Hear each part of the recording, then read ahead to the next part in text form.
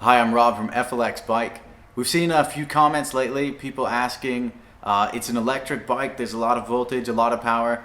Can you ride an electric bike in the rain? Is it waterproof? Today we're gonna do some tests and try and answer that question for you. So come along for the ride.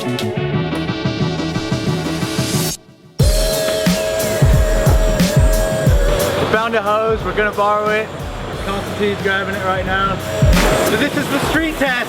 Oh. Bring it on!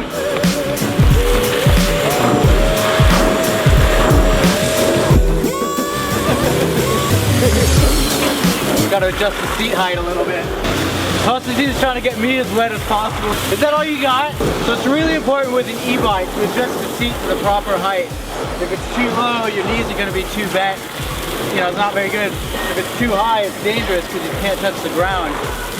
That's my e-bike tip of the day. Yeah.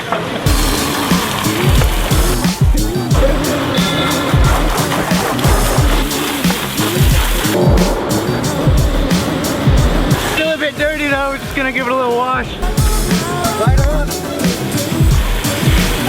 Gotta get the motor.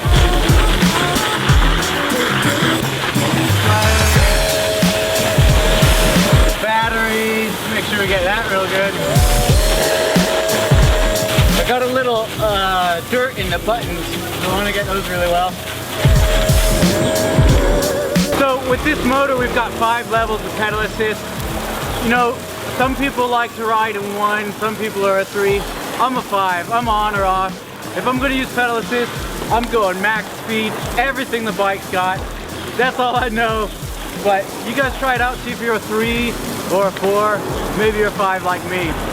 You see, just to change it here.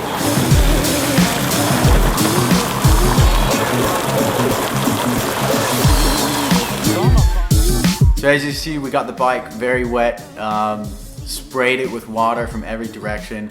And I know it's a bit of, you know, it's not a very scientific test. We did get it wet, still working perfectly. But that is actually a simulation of how they test these bikes and motors in the lab. So the Bafang Max motor, the entire system actually, motor, controller, which is on the motor, and the display is IP65 rated. IP stands for ingress protection. There's 2 numbers in it. The first one is protection against solids from coming inside of the unit. The second number is protection against liquids. So 6 is the highest number of protection you can have from solids. That means that there is no possible penetration for solids with this motor. So they spray it with dust and stuff and nothing's gonna get in. No sand or anything will get inside and ruin your ride. 5, IP65, the second number is liquid protection. So a level 5 means that they can spray it with water jets, 6.3 millimeter water jets, I believe, from any direction, all up in there, and it's gonna have very limited ingress. So very limited amount of water can get in if you're spraying the hell out of this thing. So that's what we did with our motor. Doing that, we don't think there's gonna be any problem, but I wouldn't go swimming with the bike. So it's not entirely waterproof. You're not gonna ride it under the sea, but as far as going through heavy rain, even forging some streams, I wouldn't have an issue with that. We do it often, going through streams or huge puddles, just ripping through them. That's not a big deal. So you can see the motor is very well sealed. There's gaskets everywhere. For the axle, they've got, these are watertight seals on either end. The controller is just mounted on there very tightly with the gasket. Coming down from that, you've got to have wires to connect up, you know, all the systems, the battery, display.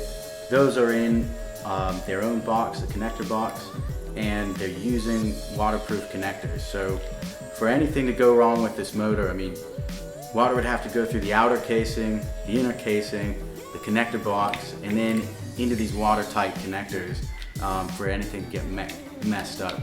And from any sort of normal use, heavy rain use, or even going through some light streams and stuff, we don't see that happening. So if you've got an e-bike and you were wondering just what kind of abuse you can put it through, in terms of water, it's definitely good to check out what motor you're using.